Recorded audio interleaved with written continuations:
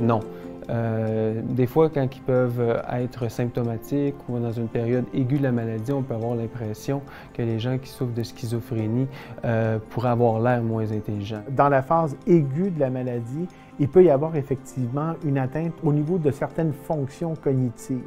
C'est-à-dire qu'il y a des choses qu'on était capable de faire avant qui vont devenir effectivement plus difficiles. On pense entre autres à la motivation, à la concentration.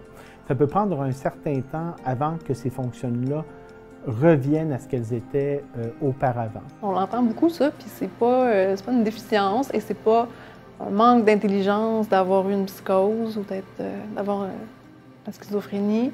C'est vraiment deux choses complètement différentes. Il y a malheureusement une adéquation qui est faite un peu trop rapidement par les médias, beaucoup trop rapidement en fait, que si une personne commet un geste de violence, forcément il doit avoir un trouble psychotique. La réalité, c'est pas du tout, mais alors là, pas du tout ça.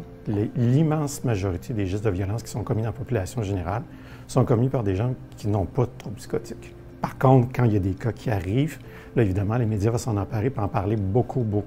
Puis malheureusement, ça a un impact très important au niveau de la stigmatisation. Puis moi, des fois, je vois des clients qui l'intègrent, qui me demandent « Je vais-tu devenir violent » ou quelque chose comme ça. Puis non, pas du tout. Il faut savoir que dans la réalité, les personnes qui ont un trouble mental grave sont beaucoup plus victimes de violences que agresseurs.